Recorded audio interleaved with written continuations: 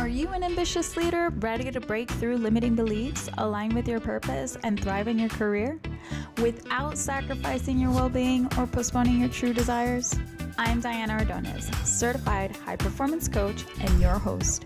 Each week, we'll dive into actionable insights and research based strategies to help you unlock clarity, build unshakable confidence, and take courageous action toward a life of impact and fulfillment. If you're ready to overcome fear, embrace growth, and step boldly into your next level, you're in the right place. Let's create a life filled with courage and purpose together.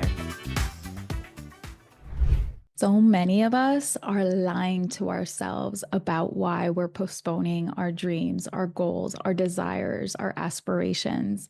We keep telling ourselves, I don't have enough time. I don't know how. I need more information. I'm not ready. I'm too young. I'm too old. And in reality, these are all beliefs that we generated in a state of fear. We aren't actually needing more time. We aren't actually needing more information. What we're doing is we're trying to cope with the fear that is coming up every time that we want to do something that we've never done before. When we do something that makes us uncomfortable, our nervous system is saying, don't do this. This is not safe. And it feels like we're going to die. And this applies to everything. It's not just that really big, impossible dream. It's also that really hard conversation with our partner, setting boundaries when you were taught not to. It's also all these little ways that we teach ourselves that we aren't important and can't do hard things. It's how we get in our own way when we want to generate confidence. Our confidence does not come first before we take action. We gain confidence from the action that we take. And so we can't just sit around and wait for confidence to show up in order for us to do the things that we want to do. As somebody that does this work as a certified high performance coach who knows these things intellectually, even I continue to learn how to apply it every day. And the only way that we apply what seems like common sense or common knowledge is through our actions. You can read personal development books all day long. You can watch all the gurus online give you videos like this one, and you can listen to the podcast and just have a lot of knowledge about personal development and psychology. The skill is not going to be developed until you start teaching your nervous system that this matters to you and that it's safe to take this action. The only way that you teach yourself it's safe is by trying it, by actually practicing the tools that you probably already know. So tool number one, we talk about it all the time, is write down your vision for your life. Back in June of 2008, I wrote down a bucket list, and number 19 on that list was run a marathon. We all have different aspirations, different dreams, things that call to us, that make us light up, that excite us. What our hearts call us to, whether it be the marathon, that piece of art you create, or that unique cause that touches your heart, that is the way you know where the spaces you're meant to make an impact are. When I talk about living life on purpose, I talk about this in depth because I think it centers us on what's truly important to us, to God, to the impact that we make in our lives. What is it in our lives that we are meant to bring to the world? It's important that you write down the things that spark that excitement, that calling in you. It's important that you listen because that is the guiding force to your purpose. If you're constantly in the pursuit of just pleasure and excitement and dopamine, you will end up coming out empty on the other side.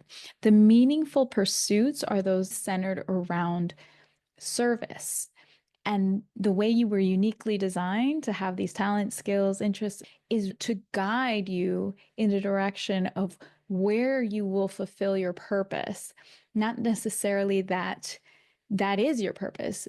I heard this quote that put it beautifully. Our purpose is not what we do.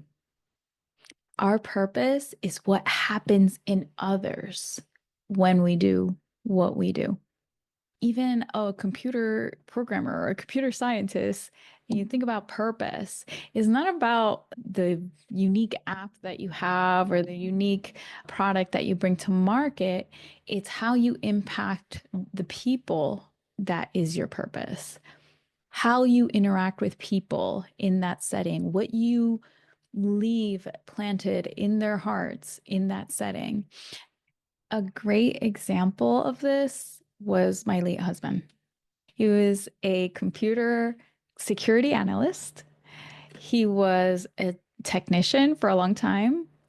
And these are all very technical jobs that seem very straightforward, and he was very good at them. And he always was called to computers. His very first major purchase was a computer that he built himself. And so it drew him to that field. But then the legacy I became aware of when he was no longer with us because of the impact he left, the way those people felt his absence, that was his purpose. The mark he left on the people he touched in those unique spaces, that was the purpose. I asked myself questions when I became really burnt out at my corporate job. And I asked myself, like, is this really all there is? Because I was chasing the wrong thing. Why was I chasing the wrong thing? Well, that took me so many years to really come to clarity about. And that's what I help people with now. So, why does purpose matter? First of all the research consistently points to the need for purpose in human beings. A sense of purpose not only increases your longevity, it improves your cognitive function and it helps your physical and mental health. A strong sense of purpose gives you a reason to wake up in the morning. It gives you a reason to take care of your body, eat healthier, and have a powerful reason to do the hard things. If you don't have a compelling reason, you are less likely to remain engaged in life, right? You are less likely to want to do the hard things. You're less likely to bring your best self. It's easier to seek out what feels good in the moment. That includes entertainment, that includes anything that will give you a quick dopamine, that sweet dessert, that Netflix binge, all these things that feel good in the moment, long term always lead to emptiness. When you pursue happiness as opposed to purpose, what ends up happening long term is that you will experience immense amounts of depression. The number one reason we stop pursuing our dreams and our goals and our visions for our lives is fear. Fear comes from a lack of belief, a lack of faith. And fear is basically the faith in what will go wrong. Faith means that you have no evidence whether it's true or not, but you're choosing to believe that something will go wrong as opposed to that you can have what you want. In my marathon journey, I started with writing down my bucket list. The reason we write down our goals or have vision boards or commit to something that we truly desire is because we want to engage our reticular activating system. Our reticular activating system are this complex network of nerve cells in the brainstem that regulate our attention, our consciousness, and our sleep-wake arousal. They're responsible for determining what sensory input throughout the day is important and needs to be paid attention to. There's so much stimuli around us, right? If you've ever noticed when you get a car, you never notice that car until you get it. And then everywhere you go, you feel like you see that car, right? That's our reticular activating system that has been told, oh, this is important. Let's pay attention to this. The same applies when you do your vision boards, when you write down your goals. You look for opportunities that link up to what we've said is important to us. If I wrote down run a marathon and I periodically looked back at my list and I saw that there, in the back of my mind, I will continue to look for opportunities to run that marathon. In 2008, I wrote this list and I had checked off a few items since then. But in 2020, I met a woman at a networking event that told me she was training for a half marathon. And I heard her and her energy, and I thought to myself, you know what? Maybe I can do that too. If she can do that, why can't I, right? I had written it down. I wrote it down on my list that I want to run a marathon. So, you know what? Maybe if I don't run a marathon, at least I could run a half marathon. I mean, if she can, I can too, right? That was the belief. There's two things to learn from that. One is when you see someone accomplishing something that you want, you have a choice. You can either choose to look at that as inspiration and look at that as a reason why it's possible for you, or you can take that must be nice approach or all the reasons that she can have it and you can't. And the thing about that is it's a choice. You can choose to have the faith that it's possible for you too, or you can choose to become a victim of any kind of circumstance, right? You can say, I can't do it because I don't have enough time, or I can't do it because I've never run before. And this is different, obviously, depending on the goal that you have. But the typical common excuses for why these things aren't possible are I don't have enough time, I don't have enough money, I'm too old, I'm too young. But at the end of the day, all of those things are just, I am scared. I don't think I can do it. I don't believe in my ability to handle it. That's what all those things mean. And those things are not truths because what happened when I met this woman is it grew some belief in me, right? I ran the half marathon and I later found out that she was only training to walk it. And I don't mean that to minimize it. The reason I bring that up is because she was training to walk a half marathon. And maybe for her, that was the biggest challenge. But I heard it like she was training to run a half marathon, which seemed like a greater challenge for someone that hadn't run before. And so I said, well, if somebody that hasn't run in their life before is training to run a half marathon, then surely me, as someone that has done some running in my life, I could probably train to run it too. And the thing is, it didn't matter that she did the thing that I wanted to do or not. What mattered is that I believed suddenly that I could. Sometimes we have examples of people that have done what we wanted to do, and we still choose to think that it's not for us. Other times, we have no evidence necessarily that's obvious to us, and still we can choose to believe because it's always just a choice. Our belief will change how we approach our goals. Our belief will drive us to pursue it only to the level in which we believe it's true. So if we have a big goal, an impossible goal, say it's to change careers after 30 years, when we start taking action towards acquiring that goal, all our limiting beliefs start to show up. You say, yes, I am going to go after this. But you hold the belief that it's not possible. Maybe you think you're too old to start something new. Maybe you think there's nothing out there that is relevant to the experience you've had.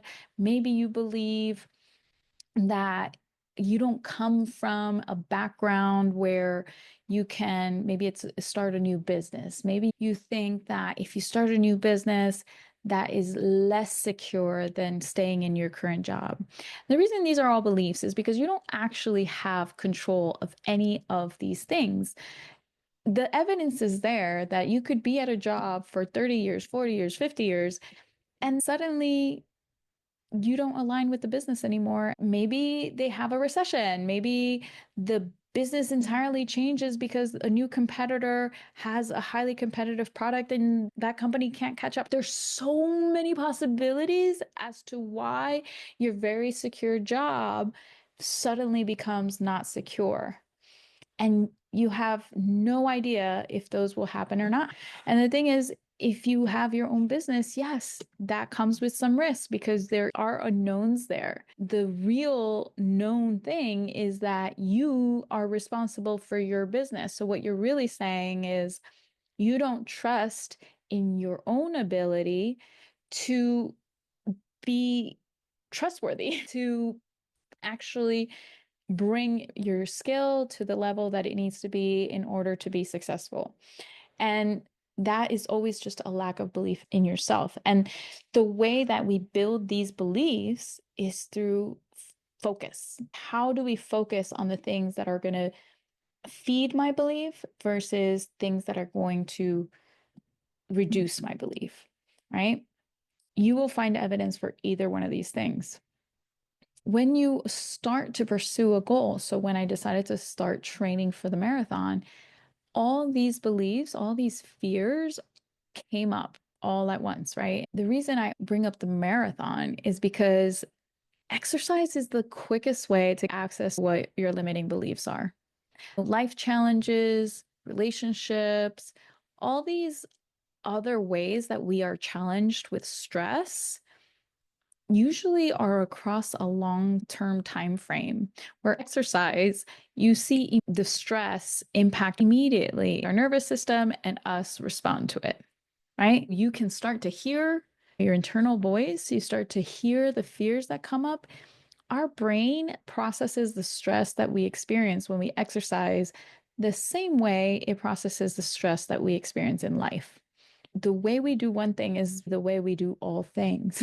The way we approach exercise ends up being how we approach our business, our careers, our relationships. And if your approach is to do the hard things and move towards the thing that you fear, then you will do the same in all areas of your life. If you embrace the uphill struggle of an uphill run or an uphill ride, you will likely also embrace the uphill struggles in your career. But the other aspect is, do you also celebrate your wins? You will know that based on how you respond to your wins in your exercise and physical activity. Do you speak to yourself kindly when you exercise? Any exercise you choose, yoga, lifting, running, cycling, whatever it is, you will see that. When you challenge yourself, you will expose your relationship with yourself, your thoughts, and your feelings. Do you give up quickly when things get hard or painful? Do you give yourself time to rest when your body feels tired? Do you speak to yourself in an empowering way or a victim way? Do you make excuses to not go for your run or whatever exercise you're doing? Those are just patterns. Like humans behave in patterns. And so these patterns will replicate in all areas of your life. And it's not till you start changing the patterns. Exercise is the quickest way to change those patterns because you get quicker access to them. The same applies in all the other patterns you're experiencing. The only way you break the pattern is by breaking the pattern. The first way to know that you're in a pattern is to have awareness. You can't break a pattern that you're not even aware of. When you become aware of your pattern, that's the beginning, not the end. Then you start to get familiar with what are the thoughts and the feelings that lead to this pattern. Because none of us are motivated by just forcing ourselves into action. You cannot force yourself into action. That might work for you for a little while, but I promise you there's a plateau to that kind of motivation. The amount of stress that you impose on yourself is going to limit the amount of success that you see because a body and a mind under stress cannot thrive and be successful. The more you beat yourself up, the more you try to force yourself to do things, the less likely that you're going to experience big success. The way you motivate yourself to take action is by actually recognizing the feelings that drive to action. Action is driven by how we feel. How we feel is typically driven by our thoughts. And there's also a relationship between our nervous system. The way our bodies interpret safety in our surroundings is deeply connected to our nervous system. There are things that happen without our conscious awareness that are in our subconscious that are like, ooh, I noticed a change in the energy here. Or, ooh, this situation reminds my nervous system of another time in my life where it was really deeply threatening to be in this situation. And these things send our bodies into fight or flight mode. Because it is an like automatic process, you don't typically know what set you off right away unless you start to go back and try to get clarity on your patterns. When this happened, I responded this way. I didn't want to respond this way. Why do I keep doing this thing that I don't want to do? That is how we start to change our behaviors and patterns. If you don't decide that you're going to be in control of how you respond in those moments, that you're going to take the time to think about what's happening as opposed to reacting, then who's running your life? Is it fear? Is it fear of judgment? Is it fear of the unknown? What fear is running your life? Because that's what it is. When you are not in control of the way you respond to the things that you want to have in your life, then somebody else is running the show for you. When you are pursuing this difficult thing, your body is going to have probably one of three fears. You're probably going to experience fear of one of three pains. And it could be more than one of these. You are either going to experience the fear of loss, pain that comes with losing something that you truly want or value. Sometimes people lose security or losing a relationship or losing your health or losing your time or losing whatever you perceive the thing that you want is going to come with one of these three pains. That is what you're avoiding when you aren't taking action. You're avoiding that pain. The way to combat that is to think and focus on what you will gain. You then feel unmotivated, stuck, not willing to take action, procrastinating. All of those actions or behaviors that you're taking is because you're feeling this way due to the thought that you had, which is, if I do this, I'm going to lose this, and that's going to cause me extreme pain. At the end of the day, we're either running towards some sense of pleasure or running away from pain. And the thing is, the pleasure that we seek, if it's shallow, it comes with us not being fulfilled. It comes with us wanting more. It's not purposeful. But if we are seeking pleasure that is rooted in purpose and community and service, there's so much more to gain from that. What am I going to gain? Why do I want this so badly? What will I have that I really truly connect with and desire and want in my life? Is it a better relationship? Is it a better job? Is it more peace? Is it more joy? Is it more health? Is it the ability to be there for my family when my kids have their kids? What is it that feels so good thinking about in the future that that feeling is greater than the fear of what you'll lose for you to want to do it? The pain that you're experiencing in your current situation has to be greater than the pain of changing it. Okay. So if you perceive that the pain of losing things through this process is greater than the pain you're experiencing in your current situation, you're not going to take action. Okay. So I hope this provides some clarity. The other two pains that we typically fear are process pain. In this process, I will experience pain. And while training for this marathon, that was a real fear, right? I'm going to experience soreness. Maybe I'll experience injury.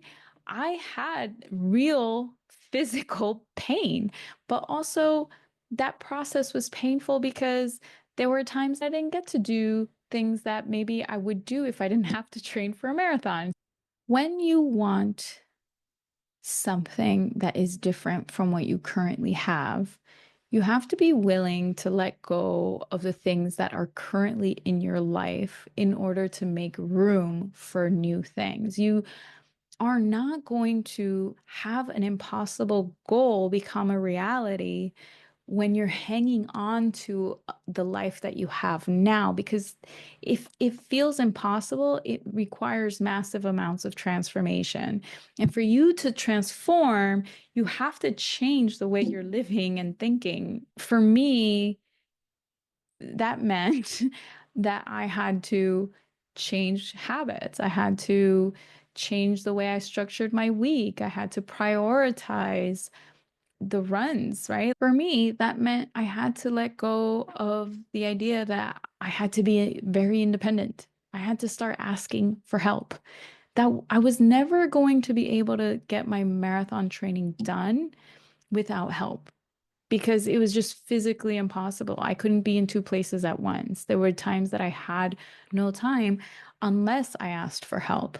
I can't be running a long run while also picking up my daughter, right? So I needed to find help. And that's what I mean when we say, oh, I have no time, really all you're saying is this is not important to me. I am not willing to make the time or make the accommodations for this thing. And that is fine, by the way. If you're willing to admit to yourself that the thing that you say you want to do is really something you don't want to do that badly, then say that, right?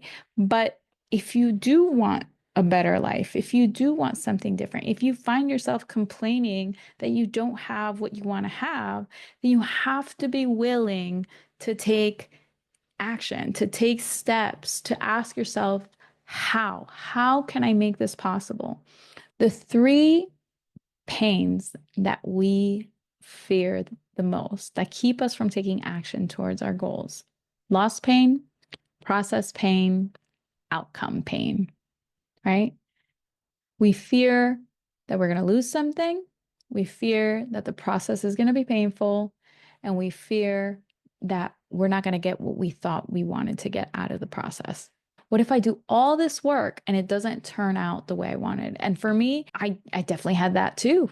I was afraid that I had committed to this, I had asked for help, I had worked really hard, and then the day of the marathon would come and I would not be able to follow through. I would not be able to complete my race. I would not be able to check it off my bucket list. And in some ways, that also did become a reality. I did not meet my goal of what time I wanted to run it in.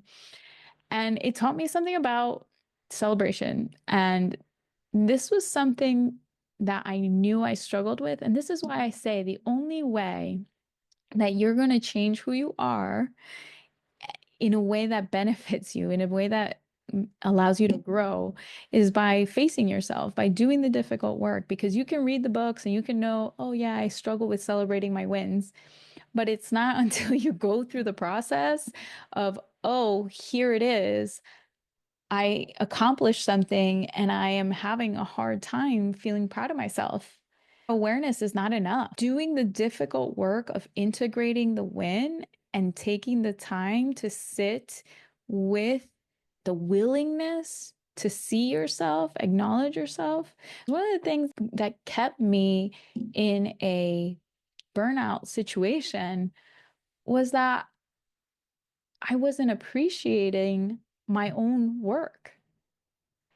When we can't see our own accomplishments and validate our own accomplishments and see ourselves, it's easy to be in situations where we don't feel like it's ever enough. Because to us isn't cause we don't acknowledge that we've done something hard, that we accomplished something. And so then we end up in environments where that is what the dynamic is.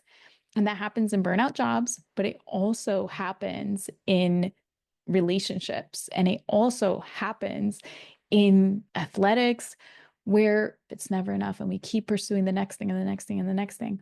And it's because we don't take the time to like actually integrate our wins, to acknowledge our wins, to acknowledge the struggle that got us there, to acknowledge that it's not easy, that we did have a choice and we made the hard choices and that we worked towards something that was important to us. You're always going to seek external validation of that, whether it be through promotions, whether it be through people telling you monetary compensation, whatever the thing is, you're going to keep pursuing that. And it's never going to be enough if you don't integrate it for yourself. If you don't start to value yourself, to know your own self-worth. And this is why I think all of us have something to learn from pursuing something really difficult in our lives. Whatever it is that we had on our bucket list, whatever it is that is always in the back of our mind telling us, oh, it would be so nice if we could do this. I wish I could do that. Instead of using that feeling of desire and calling it envy and turning it into an ugly thing, it's just awareness of something that you would want, right? Like when you see someone doing something that you wish you had, it's evidence that it's possible. And I promise you that even though that woman telling me that she was training for a half marathon instilled the belief in me, there were hundreds of people in the world that had done marathons before. I wasn't necessarily looking for that, but it was her energy. Like it was more than that. It was like, wow, that seems like it would be so hard for her. I know maybe if she can, I can do hard things. I can push myself to do the hard thing. Now, if you're not willing to do the hard thing, then obviously you're not going to have the impossible goal. But I don't think any high achiever is not willing to do the hard thing. What you're struggling with is your nervous system telling you to run the other way.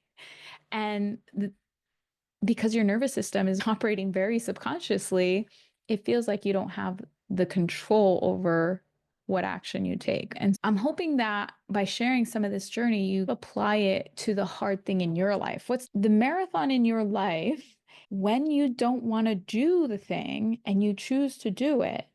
You start to acquire belief in yourself. That's how confidence comes, right? When you stop trying to push down all the negative emotions and actually process them so that you can move through them and pursue the thing you want anyway. I can feel so overwhelmed by going on this 20-mile run today. I don't want to do it. Take every thought captive. The more I tell myself this doesn't serve me, I'm not going to do the thing that I don't want to do. It's moving from that thought to, okay, I'm going to envision myself at the finish line. I want that, right? Yes, I want that. Okay, so then I want to go on this run. This is the path. And it still feels overwhelming. So, what did I learn to do? This is why learning is the first step. I knew micro steps, but when you're feeling overwhelmed, it's hard to apply that. You have to really be intentional about, okay, I know micro steps going to get me there and I know I'm overwhelmed. And so you have to calm your nervous system first because your rational brain is completely offline when you are feeling overwhelmed. For me, it became abundantly clear that the reason I wanted to run this marathon was to know that I could do hard things and to go through that journey of running way more than I thought I could ever run. And in March, I was well into my training. having just completed my first 8 mile run, I have the text where I sent Juan a screenshot of the console on my treadmill showing that I had just run my 8 mile run. He had just started experiencing COVID symptoms 3 days before that. And here I was training for what felt like a major accomplishment. One reason I was doing this is because I wanted to get in the best shape of my life. And the reason I wanted to get into the best shape of my life was because at that point, I had experienced a miscarriage 13 weeks into a pregnancy, and I was not getting pregnant again. And I couldn't understand what was happening. I said, you know what? Let's take a break. Let me go after this goal, get in great shape, get healthy. Then maybe at the other side of this is our rainbow baby, as they call it. I thought that as I was getting healthier and as I was getting more resilient, I would be prepared to have another baby. And yet, life, God had other plans for me.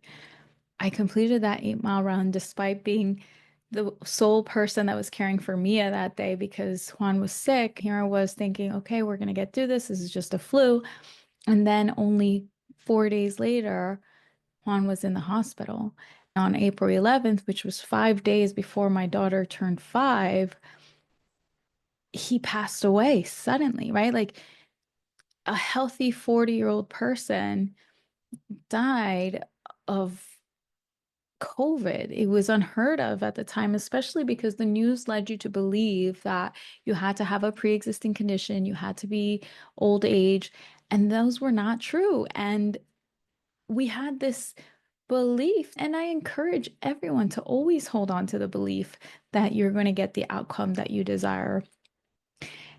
And life happens, right? Things can always turn out a way that you did not expect. The half marathon was canceled. I was picking up a shattered life where all the things that I thought were going to be in my future were just no longer possible. I was no longer going to have the family that I thought I was going to have. I was potentially no longer going to be living in the place that I was going to live. I was no longer going to necessarily have the career I thought I was going to have. Like everything all of a sudden became a question. So, yes, I was trying to pick up the pieces of my life, but because I had written down that goal, that dream, it stayed in the back of my mind. And because I had determined that this was important to me, I said, you know what? I'm going to finish what I started.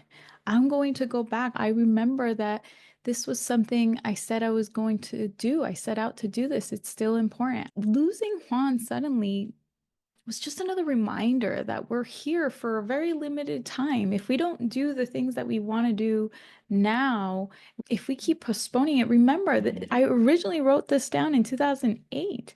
I hadn't done anything about it for 12 years. And I didn't end up running a full marathon like I had originally envisioned for another 5 years after that. We never have as much time as we think. So it's important that we make the things that are important to us enough to do something about them. Maybe I would have never ran it if it was just this physical feat. It was more about what it meant to me coming out of that loss. It meant to me that we can still accomplish our goals even despite massive amounts of loss and believe in what feels impossible for us, especially because for me, it was about showing my daughter that you can do hard things. Just like that woman inspired belief in me. Being an example of what is possible to your children is so powerful. Do the hard things, honor your dreams, go after your goals. Even if you don't have kids, you're inspiring someone. You always think that nobody is watching you. And yet I see proof time and time again that people I thought were not paying attention have reached out and said, your story moved me. Your story connected with me. It made a difference for me. People are watching whether you think so or not. That could be your nephews, that could be your friends, your own parents, right? They might see you doing the hard things and decide that they can also. I've heard stories of people doing something they never thought was possible at a young age, doing that in their old age because they saw their kid doing what felt like impossible things. And so you never know who you're going to inspire, and you always want to be the role model. It's not that you're doing it for someone else, you're doing it for yourself, but you're inspiring those people to do things for themselves as well. If they're truly pure dreams that God put in your heart, well, there's a reason for that. You're meant to be in those spaces. There are people that you're going to meet and like changes that you're going to be making in the people around you as you go through this journey. And it's going to inform your future life as well. When you do the things that you're called to do, you will later have gained experience, knowledge, skills, abilities, and contacts that you can then apply in your future. And you may not necessarily understand why in the moment you were compelled to do that. And then one day you'll be like, you know what? If I hadn't had this experience, I wouldn't have met this person. I wouldn't have gained this skill. I wouldn't have been in this place where I met the right next opportunity. It's about being open to the fact that there's a reason you keep having that nagging idea in the back of your mind to look for a new job, to pursue a hobby. Maybe it's because you need to be rejuvenated. Maybe you stopped doing things that brought you joy.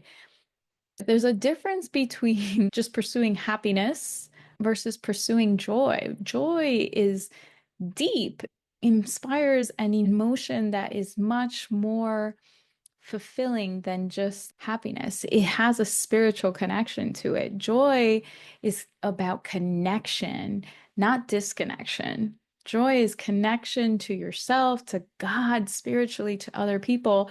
Happiness or just pursuing pleasure is about disconnecting, just being in this passive receiving end of some kind of entertainment or some kind of pleasure. That is not the same as being connected with someone, being connected to God, being connected with yourself. Joy comes with deeper connection. And the way you have deeper connection is by having deeper purpose, right? Being intentional about the way that you engage with your surroundings, like connecting deeply with your emotions, with who you are, asking the hard questions like, what am I feeling right now? I work with clients that struggle with anxiety, that struggle with confidence. And often what we learned is to push away the feelings. Just push through the feelings, push them away, and that will allow you to move forward. And the truth is, it only will exasperate the feeling. If I would have said to myself, oh, I'm really not gonna want to go on this run because I'm scared that I might fall. And if I just felt it, but I was like, oh no, that's stupid. I shouldn't feel that way. And I just shame myself for it. I wouldn't have been able to move through it and seen on the other side that, okay, yes, I'm scared I'm gonna fall. That makes sense. Let me breathe through that. Let me calm my nervous system. Let me feel into why that is. And then actually, all emotion passes within 90 seconds, but only if you allow yourself to feel it. An example of this is I used to get a lot of social anxiety, and I would just bottle that up, make it not okay, and I would just ignore it. Right? In fact, a lot of people didn't even know I had social anxiety because I would never talk about it. I'm honestly not sure I really knew that's what I was feeling. I just knew that I don't want to do that. I don't want to go to the party. I don't want to be around all those people, whatever. I didn't necessarily know that I was feeling anxious about being with people because I was experiencing some form of social anxiety. So people didn't know. They just knew that I was kind of flaky. And this is also a reminder to us all to just have compassion for people. Like you just don't know what struggles they're having. And sometimes flakiness or whatever, it's not about you. It's just it's too much for that person to handle in the moment. And that applies to everything. And that's not to say not to draw boundaries. And that's not to say anything like that. Yes, I understand that didn't make me the best friend because that meant I didn't attend social functions that maybe today I would have in order to be supportive and be there with my friend. But at the time, like I couldn't handle the level of discomfort in my nervous system. I have a lot of compassion for people that say that, but I also didn't have the tools. I didn't have the awareness to know that that's what was happening. So I didn't know how to move through it because I was taught not to feel. And so many of us were taught not to feel. I was taught that my emotions were too much, that I was too sensitive, that I was too weak because I had so much emotion. And that meant that later on in life, I didn't know how to feel my feelings. I felt so disconnected from my body that I didn't know like why I was procrastinating. I didn't know why I would bail on social functions at the last minute. I didn't really know what was happening internally. I just knew that it felt impossible. So when you think about it in that scope, it feels like, okay, well, a marathon, you have to sit through 26.2 miles of discomfort, almost 4.5 to 5 hours or more of discomfort, where when you're making the decision to go or not go to a social function, it's a very brief window, right? And so it's about knowing how to move through the discomfort to be able to open up the capacity for more.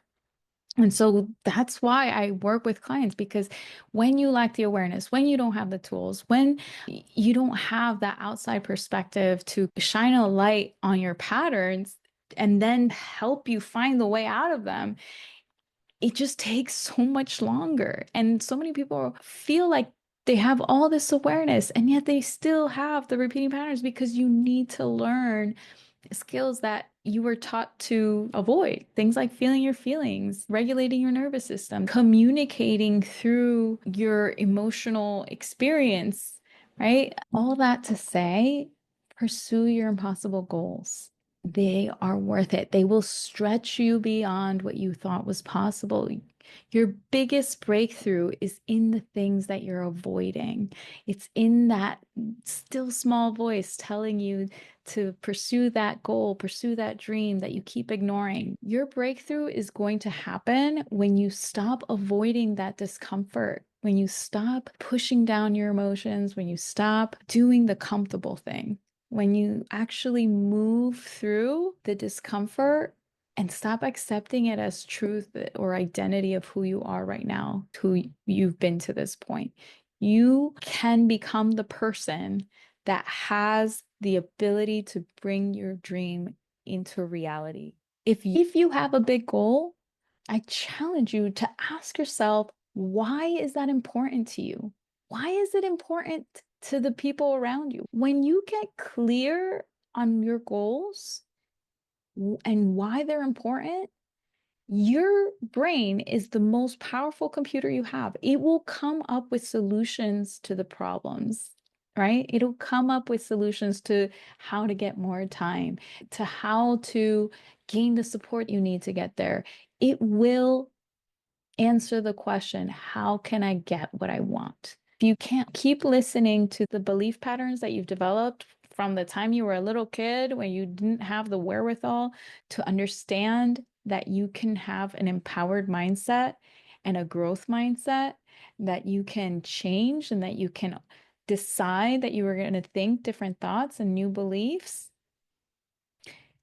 When you show up for yourself, people will also surprise you and show up for you. And even if they don't, you will feel that you showed up for yourself. And the reason that matters is because all of a sudden you stopped outsourcing your validation, feeling seen, your future. Like it's no longer in everybody else's hands. It's up to you. It's up to you to say, you know what? This is important to me, and I'm going to do the work, and I'm going to support myself through this work. The first time I ran a half marathon, I thought I was going to have Juan at the finish line and Mia, and I was going to hug them and we were going to celebrate. I finally completed the half marathon after Juan passed. So I had to have my mother-in-law watch my daughter in the wee hours of the morning when I went to run my race. And I crossed that finish line by myself. And there was nobody there to celebrate with me. I had to ask somebody to take my picture because I wanted to remember it for me. When I ran my full marathon, my brother surprised me and flew out from Washington State.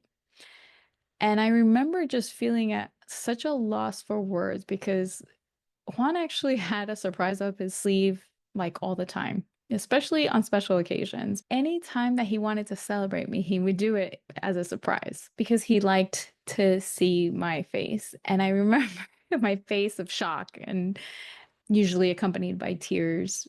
And when my brother surprised me, I was really at a loss for words because I thought all my surprises were gone with Juan. I thought that was going to be the last time somebody surprised me. The way that we generate these beliefs, it's just because our nervous system is finding ways to be safe. And so, one of the beautiful things about the relationship with Juan was these surprises. Nobody had ever been so thoughtful and done so much work to show me that I was special. When you lose somebody, your brain will do weird things. And it had convinced me that I would never have a surprise like that again. And why? Because that is safe. It would be painful to believe that I could have that again and then not to, right? And so it will set up expectations that will keep me safe. A lot of us are walking around with beliefs like that you'll never find your person or that you're never going to accomplish that impossible goal or you're never going to have this kind of money. Whatever belief you've generated in a state of trauma, losing Juan was very traumatic, but I also realized I had a lot of trauma from my childhood that generated beliefs that were not good, just like I'm not enough, or I don't matter, or I'm too much. All these beliefs were in a state of trauma coded into my nervous system. And it is in those healing moments that you become aware that you had that belief and that you can start to generate a new belief. For me, I can open my heart to God having a few more surprises in store for me. Until you take action that is different, you can't open up your mind to different beliefs. And so, me doing the marathon, expressing how I wished someone was there at the half marathon race, opened someone up to want to be there for my full marathon race. I had to ask for help when in my nervous system, I had started to generate this belief that I had to do things alone, that losing Juan meant I had to be on my own always. And I had that belief from childhood, and it opened up that wound when I lost him. Most of us don't realize the major role that our nervous system plays in our ability to pursue difficult goals or to create a different life for ourselves. We see other people have something different from us, and we don't see the path there, and we don't want to face that we are the person that is responsible for healing in a way that allows us to go after the things that we want. And so today, I just want to encourage you, write down your goals, write down your vision, get clarity on why they're important, get clarity on what's the fear that's holding you back, and combat those fears. Ask yourself, what am I going to gain? How can I make it more fun? How can I make it more interesting? How can I make it easier? Ask yourself the powerful questions that allow your brain to solve these problems for you. When you ask yourself, what if I do all this work, right, and I don't get the outcome that I want? Step in faith. Ask yourself, what if it's better than I could have ever imagined? Not what if I fail, but what if it actually turns out to be this incredible thing that I had no idea was possible? What if God has a bigger, better plan for me? I know for certain that in your life, you have experienced miraculous, out of the blue blessings. People have shown up out of nowhere and helped you, provided an opportunity for you.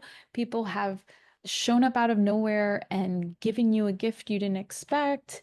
These are all the ways that God shows up in our lives to remind us God is in control and He is blessing us and wants to bless us and surprise us. He is just already has a plan for you, and you just have to believe in it and you have to listen to the voice. Let me just be clear. I believe that is the Holy Spirit speaking to us, telling us what our next move is. But we have to tune in and listen to, what do I really want? What is it that really is calling to my heart? And the way you know it's from the Holy Spirit and not from your own like selfish desires is like you sit in prayer and you sit in the word and you connect with that and you say, does this align with what God wants for me? At least that's what works for me, right? And so I leave you with that. Write down your goals, know why they're important to you, understand your fears, and ask yourself the empowering questions to face those fears. Ask for help. And lastly, remember, where the focus goes, energy flows. And so, what determines our mindset most of the time is what we're focused on. If we're always focused on what can go wrong, the fear itself, or who we were rather than who we're becoming, we're never going to change the trajectory of where we want to be. And so being purposeful, intentional, on purpose, focusing on faith, focusing on gratitude, focusing on possibility, these are the things that'll keep you focused on the very next small step. Committing to massive action is signing up for the race, right?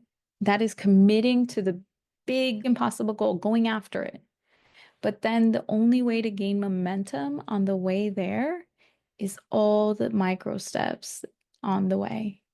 For me, that became so clear during this training because even though I knew it, it was about putting on my clothes, tying my shoes, putting on my headphones, putting on my sunglasses and my visor.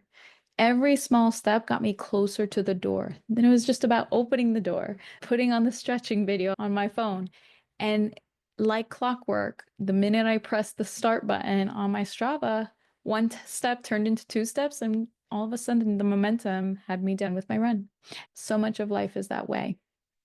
You commit to the big impossible goal, and then you take it one small bite at a time as you regulate your nervous system through that process, as you face your fears, unconscious or conscious, as you face the temptation to have realistic thinking and center yourself on faith. The biggest breakthroughs are on the other side of the thing that we keep avoiding. Don't let this be another podcast that you listen to. Let this be your call to action. Let this be the thing that moves you to actually apply what you already know. And if you're struggling, call somebody, look for help. There is help out there, whether it's a coach, whether it's a therapist, whether it's a mentor that has walked through it. The people that are trained to do this work do it from the heart, and they do it because they do their own work. A consultant, a mentor, they might tell you what to do, but they won't allow you the space to do the mental work, the emotional work. They'll just tell you the steps. They'll tell you to run a marathon, you have to run this amount of miles on this day, and then eventually you get to the marathon. That's the equivalent of any of these things. They'll tell you what steps to take. but you can get the information you want on the internet. We live in a world where you can find out how to do something very easily.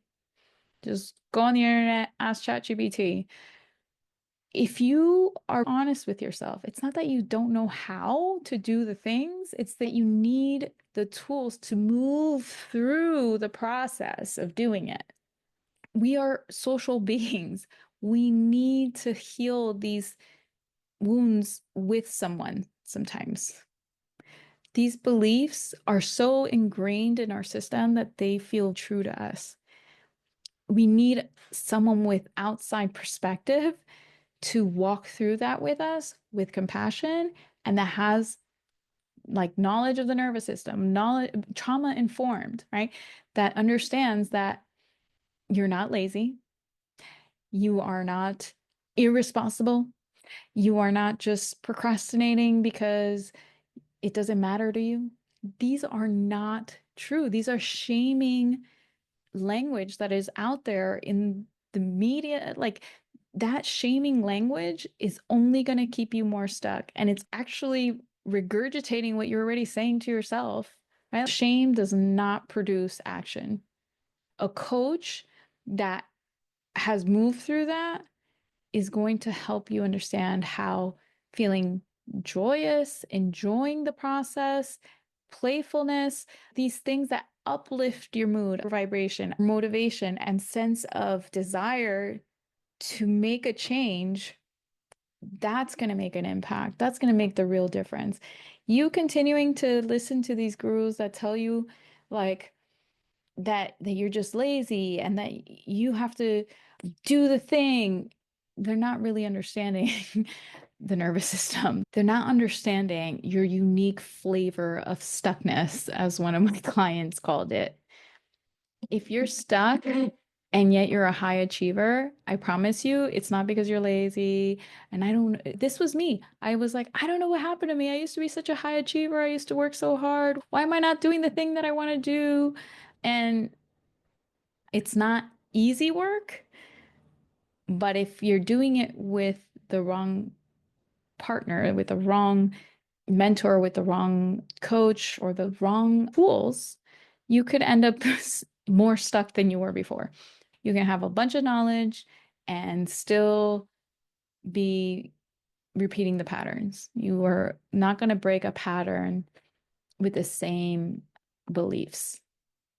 And you're not going to change your beliefs without retraining your nervous system around these things that are causing immense amounts of fear. So I hope this served you. If you resonated with this and took something away from it, please tell us in the comments. And I hope you will join us next time. Thank you for tuning into today's episode of Courage and Purpose. I hope today's insights inspired you to take bold action and align your life and career with what truly matters to you. If you're ready to dive deeper, I invite you to download my free Action Indicator Assessment, a powerful tool to help you uncover what's holding you back and take the next step towards clarity and confidence. Just visit www.lifeonpurpose.coach/action indicator to get started today. If you found value in today's episode, please subscribe, leave a review, and share this podcast with someone who could use a little extra courage on their journey. Until next time, stay true to your purpose, lead with courage, and keep thriving. I'll see you in the next episode.